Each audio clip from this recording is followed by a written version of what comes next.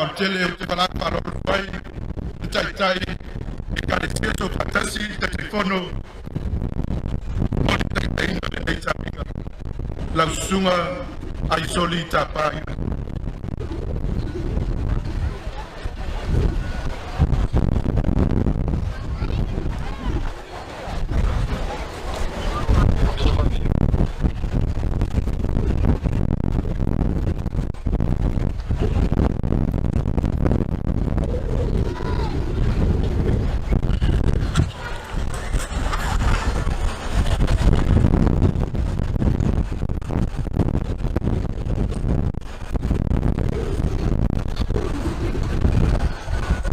Tato capo ya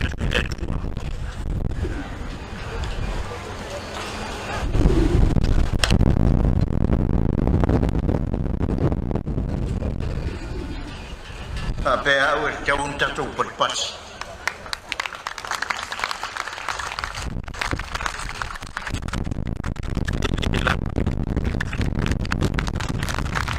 Tato pati ora tato capo ya tu le sua.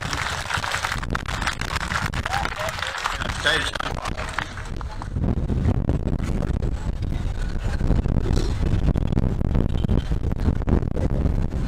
Aru leva atu pati leo rola.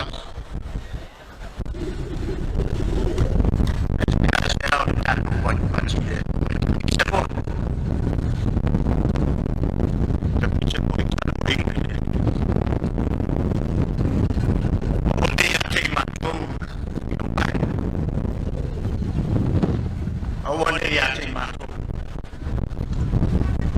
Natu le liinga e lo suafa ona lo lofa malo fama e me fe me e se feo e tua o mato tua le lani la mai e foi e io me uma o ia fina na ya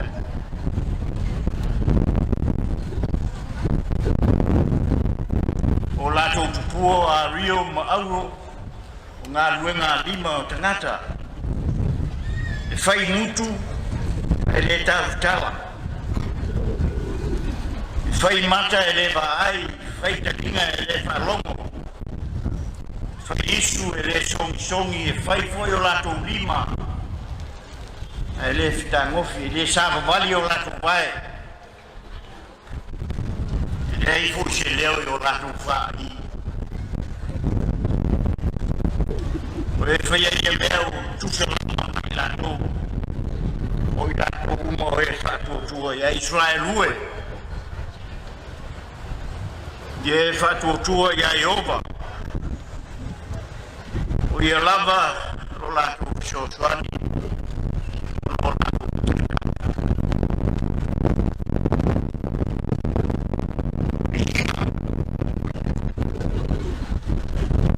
e sono sì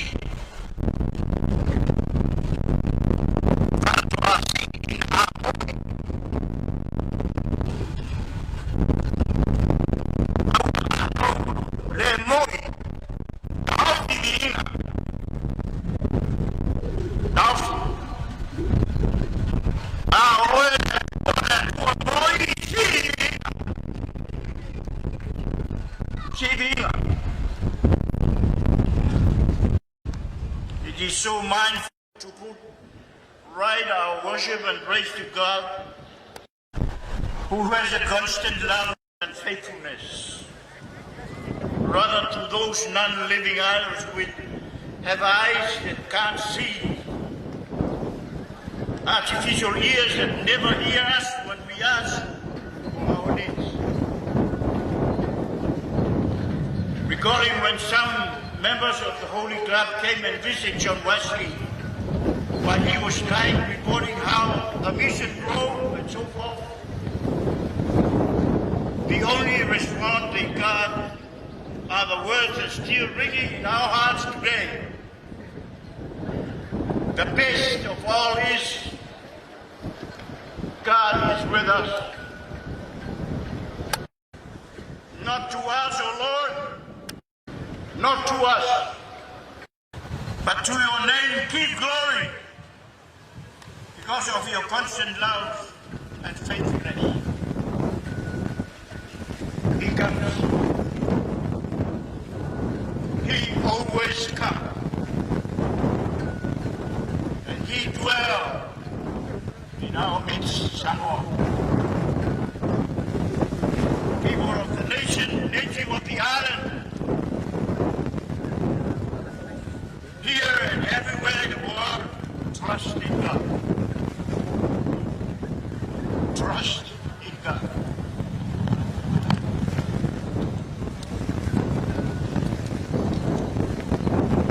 He is your help. He is your shield. He never leave you alone. God bless you. O le alofa o le atua o tāua e pese whamatala ina I upu o tehe.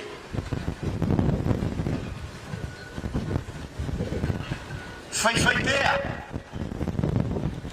Alofa whai bea. Le mawai. Lei se tepi e mahnawai e le sela. Tu mau whau. Le alofa mata ai mea. Le alofa e whae koe mea. Le whapito. Le whae longa tangata. Na te la mona. Na te la mona le oi. Ma le mapu ti ngā. Le alofa na ui ane. Lo ngau ma le mumi le amtana. Nana whama senga ma tu ese ai mea.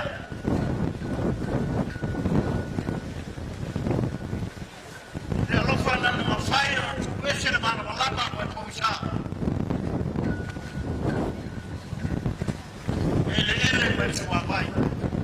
Na ele ai mea ele. Na feto rofi ai mea feto rofi. Na mana mai o ko mai isu. Na lai ona e ona le rofi le.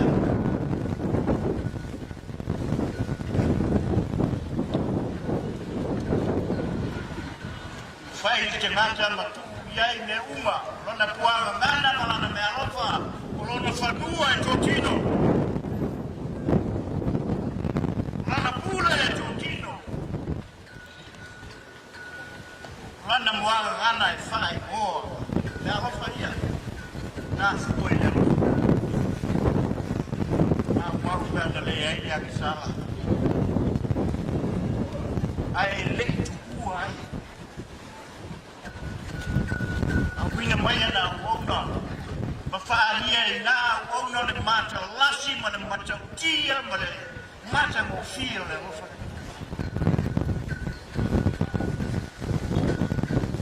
Ia rofa nana wona le tagi ma le poronga o lona nuku e kuitu. Tere le momea. Nei ua ai nā fio mai. Ma liu I lo tino. Na tawheta toi ai na uala I Kalvario. Na langa lo toi lalo. Ai se iea ma lo. Na whaatino lo na soi fua manu ma lo wai tuma. E katai nā. Ai na fola mai no na awai. Ia so kuma. Soi fua mauto bola. Le rofa na manatua, le rofa na silofia na lambota, le taapau. Ma le fesukuai e soutua asa mo so kama. Sairinga malo, te ia sairi sa lotu. Te ia soifua sa lotu e.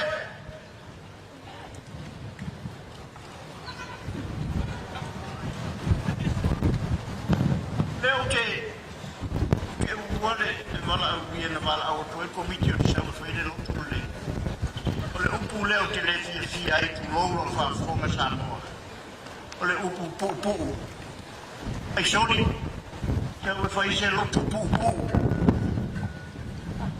E pupu ia ole ono se fulu teu sanga. E pupu.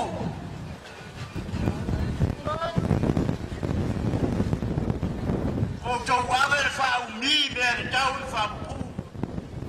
Ai fa pu me tau fa umi. Awa nei a te ma ko yo pai. Awa. Ai tu ina tu vi ngira I lo fuafa. Ona lo fuafa. Da boa. Ato tu ele.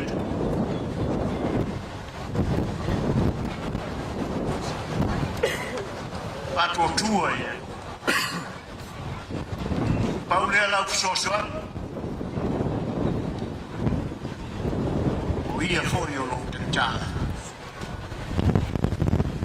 Já com tala.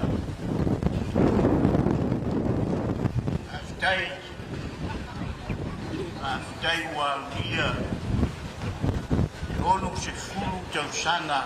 Roa lofa o fama natu nei sano. Aftei nai o matu te mau e sa asa I te mai le kasu. Ma tauti ngā ma whioti. Ono se nofo anga mātou te nofo ai. Le o sa ai mao mai. Tāwhitai ro lato tauti ngā. Tāwhitai o mātou te tai. Whare pāko. Mātou te tai nū ma whioga. O e kaisia. Au mea lofa I o mātou whanau. E popoto mo lo lato wata ma mai o tūle mai. E au na mwhatino nisi vaenga. Mo mia mo le soifua o te ngata arake. Te au ai ru mawhare sila le malo le neita au. E mātou whanau tau wā I so se vaenga o tā longa. Vi ai lo suafane.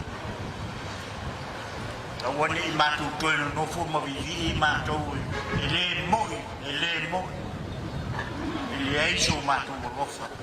E whaatino ai le tupu ai o Samoa mo Ngāti Nai.